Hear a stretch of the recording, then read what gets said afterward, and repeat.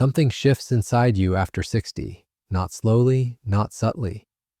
It happens almost like waking up one morning and realizing the rules you've been following your entire life no longer apply. You stop caring what strangers think about your choices. You stop performing for approval. And for the first time in decades, you start living in a way that actually feels true. This isn't about giving up or checking out. It's about finally understanding what matters and what never did. By the end of this video, you'll see why this transformation isn't just natural, it's one of the most powerful advantages of aging. Most people spend their younger years building an identity based on external validation. You chase promotions to prove you're successful. You buy things to signal status. You say yes when you mean no because you're afraid of disappointing someone. Every decision gets filtered through an invisible audience. What will they think? How will this look? Am I enough? The exhaustion is real, but you don't notice it because everyone around you is doing the same thing. It's the water you swim in. Then something happens around 60. The audience starts to fade, not because people stop watching, but because you stop performing. You begin to see how much energy you wasted trying to impress people who weren't even paying attention. That realization doesn't come with bitterness, it comes with relief, like setting down a weight you didn't know you were carrying. I met a man named Robert a few years ago, 72 years old, retired from a career in corporate law. He told me that for 50 years, he dressed a certain way, spoke a certain way, and even laughed at jokes he didn't find funny because he thought that's what successful people did.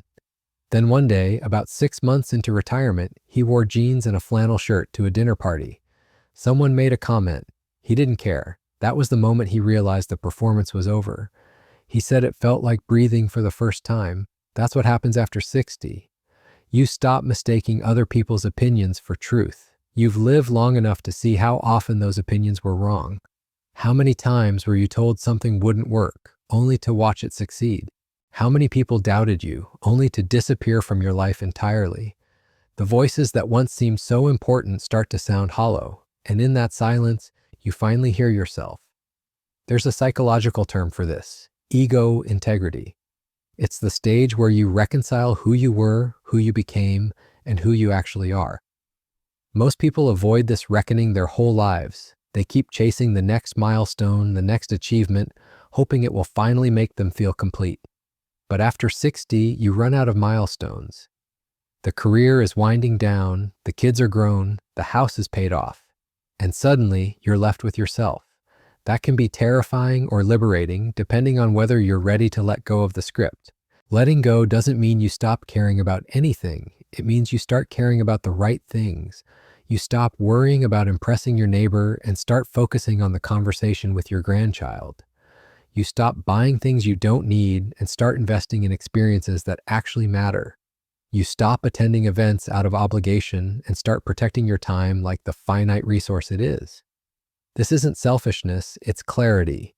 People mistake this shift for bitterness or cynicism. They see an older person who doesn't laugh at their jokes or nod along with their complaints, and they assume something's wrong, but nothing's wrong. That person has just stopped pretending. They've realized that agreeing with someone to keep the peace is a form of dishonesty. And dishonesty, even the polite kind, takes energy they no longer want to spend. Think about the last time you said yes to something you didn't want to do. Maybe it was a social event. Maybe it was a favor for someone who never returns them. You said yes because saying no felt uncomfortable. But that discomfort lasts a few seconds. The resentment of doing something you didn't want to do lasts hours, sometimes days. After 60, you start choosing the few seconds of discomfort over the days of resentment. It's not rude, it's survival. This transformation also changes the way you view success. For most of your life, success meant climbing. More money, more recognition, more responsibility. But after 60, success starts to look like peace. Can you sit in a quiet room without feeling the need to fill it? Can you spend a day doing nothing productive and feel satisfied? Can you look at your life and accept it, not as perfect, but as enough? That's the real achievement. Here's what younger people often miss. They think people over 60 have given up on ambition. They see someone who's no longer competing, no longer hustling, and they interpret it as resignation. But it's not resignation, it's elevation. You've simply moved beyond the game everyone else is still playing. You've realized that the scoreboard was rigged from the start, and the only way to win is to stop keeping score. There's a freedom in that realization that's hard to explain until you experience it. You walk into a room and you're not scanning for approval. You're not calculating who's more successful or more attractive or more interesting. You're just there, present, unguarded, and ironically, that's when people start gravitating toward you, not because you're trying to impress them, but because you're not. The irony of approval seeking is that it repels the very thing it's trying to attract. People can sense when you're performing. They can feel the desperation underneath the charm. But when you stop performing, when you show up as exactly who you are, flaws included, that's when real connection happens. After 60, you finally understand this, not intellectually, but in your bones. So what does it actually look like to stop chasing approval and start thriving? It's not one big dramatic moment. It's 1,000 small ones. It's saying no without explaining yourself. It's wearing what you want instead of what's expected. It's leaving a conversation that drains you. It's choosing silence over small talk. It's prioritizing rest over productivity.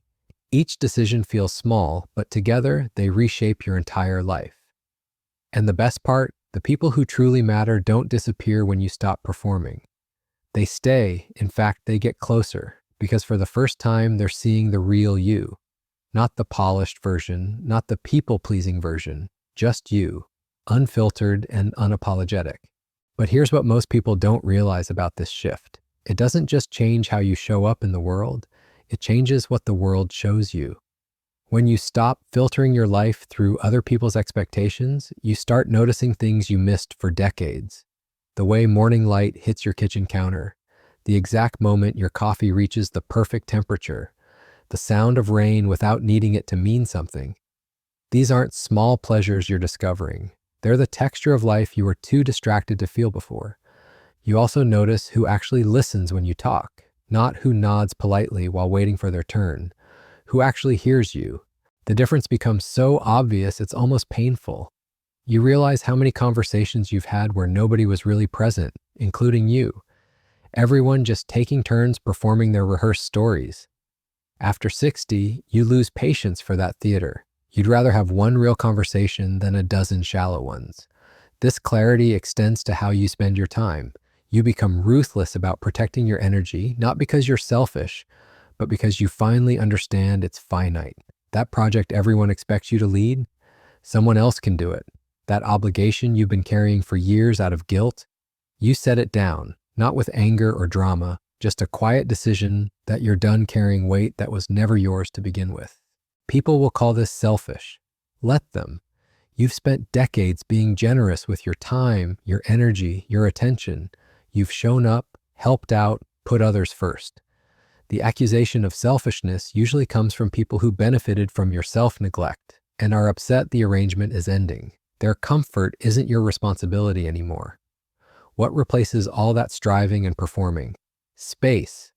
Actual space to figure out what you want, separate from what you've been conditioned to want. Maybe you discover you don't actually enjoy things you spent years doing. Maybe you realize your taste in everything from music to people was shaped more by expectation than genuine preference. After 60, you get to start over. Not because you failed the first time, but because you finally have the clarity to choose consciously. This is when hobbies stop being about achievement and become about enjoyment. You're not learning piano to perform. You're learning because you like the sound. You're not gardening to have the best lawn on the block. You're gardening because putting your hands in soil feels good. The activity itself is the reward, not what it proves about you. Relationships transform too. The friendships that survive this shift become deeper than anything you experienced before, because they're based on actual compatibility, not convenience or history or shared obligation. You're not friends because you've always been friends. You're friends because you genuinely enjoy each other right now as you actually are. That's rare. Most relationships are held together by momentum and the fear of awkwardness if they end. The ones you let go of, they fade quietly. No dramatic confrontation needed. You just stop forcing connection where none exists naturally. You stop attending gatherings out of duty. You stop maintaining relationships that feel like work. And what's left is smaller, but so much richer. Quality over quantity stops being a cliche and becomes your lived reality. Here's something nobody tells you about getting older. The world starts treating you as invisible, especially if you're a woman. But invisibility, which sounds like a loss, can actually be freedom. When people stop watching, you stop performing. You can experiment, make mistakes, change your mind, all without an audience keeping score. That invisibility younger people fear, it's actually a superpower. You also stop mistaking intensity for depth. In your younger years, dramatic relationships felt meaningful. All that passion and chaos seemed like proof of something real. After 60, you recognize drama for what it is: noise. Real depth is quiet. It's the friend who shows up without being asked, the partner who knows your silence isn't rejection, the conversation that doesn't need to be interesting, just honest.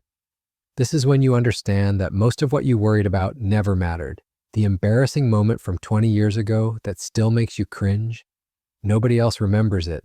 The achievement you thought would define you, it didn't. The failure you thought would destroy you survived and probably learned more from it than any success.